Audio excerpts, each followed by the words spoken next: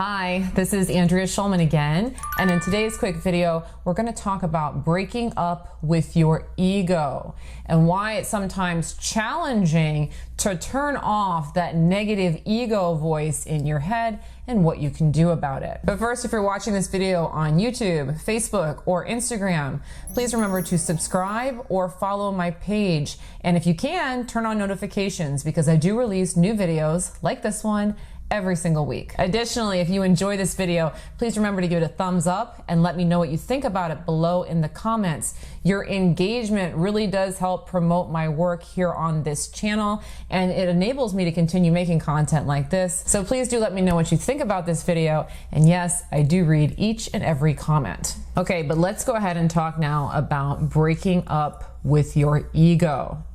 And when you are learning about spirituality, consciousness, the law of attraction, metaphysics, anything in that realm, self-love, self-help, okay, you will inevitably encounter this need to break up with your ego, or phrased more positively, this need to embrace self-love.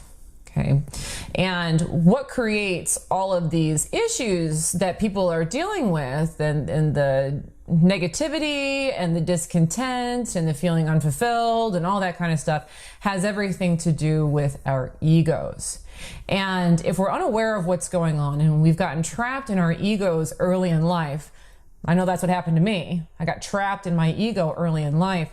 It becomes very easy to hear your ego voice rather than to hear the voice of self-love, or the voice of the higher perspective, the higher mind, the voice of the universe, the voice of God, however you want to phrase it. So in going on this spiritual journey, or learning how to create your reality, or learning how to live a more fulfilling life, the game is really about learning how to break up with your ego and to kind of sever that tie as much as possible, and instead get into a relationship with your higher self. Get into a relationship with God, get into a relationship with spirit. That's the transition that we want to make, because if we are in a relationship with love, then we're constantly resonating in a frequency of love, which allows us to enjoy our reality. It enables us to have good things. Abundance flows more freely. Relationships work better. But when we're listening to our egos and we're in a very strong relationship with our ego, we are constantly in a state of fear. And what ends up happening then is that we're projecting fear on our reality, and we have toxic relationships with people. We don't attract as much abundance. We don't attract the things that we want in higher quantities. So the game is really all about learning how to break up with your ego. So it's kind of like having the devil and the angel on the shoulder. Okay, your ego is kind of like the devil. All right, it's the one that's going to have a lot of negative things to say. It's the one that's going to put you down. It's the one that tells you that things aren't going to work out. That's really your ego voice. And if you're in a very strong relationship with your ego, it's very much like being in an abusive relationship. Very much like that. So the person that you're in a relationship with, your ego, puts you down, talks negatively to you, scares you, tells you things aren't going to work out. And so we become very fearful, and we lean on that ego, even though we know it's bad for us, even though we know it's beating up on us, even though we know it's not doing good by us. We lean on the ego. Why? Because it's very good at scaring us. Okay, it's just like being in a toxic relationship.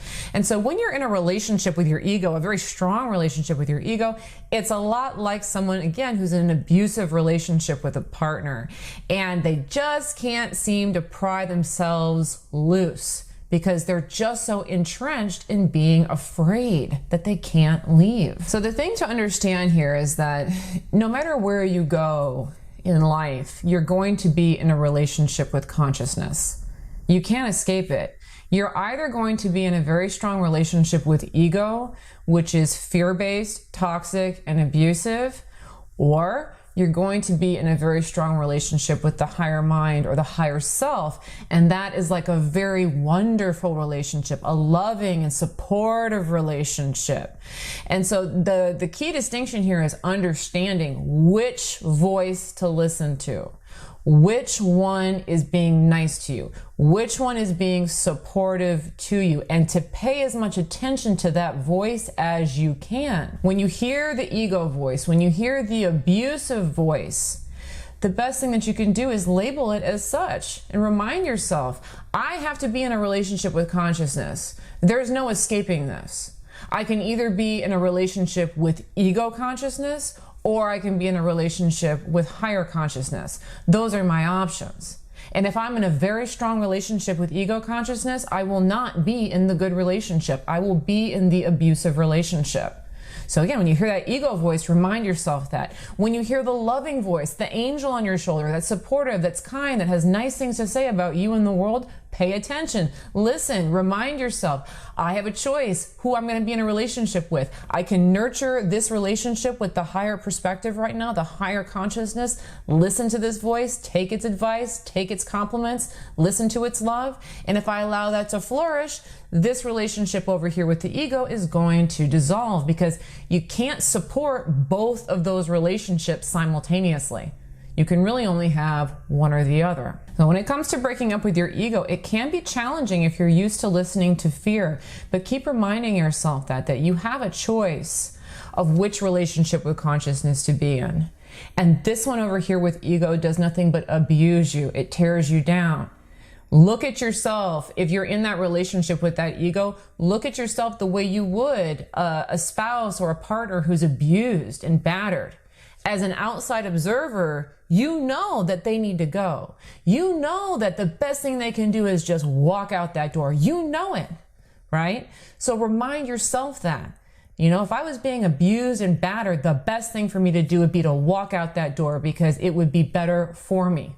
I would be treating myself with love. That's the very best thing that you can do when your ego voice is talking to you, because it will do nothing but bring you down and wreak havoc all over your reality. All right, I really hope that you enjoyed this quick video on breaking up with your ego. Again, if you enjoyed it, please do remember to give the video a thumbs up and let me know what you think about it below in the comments.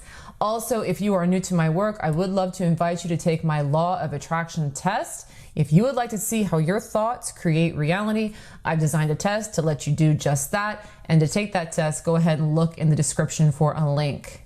Thanks again for watching today's video on breaking up with your ego. Have a great day. Bye-bye.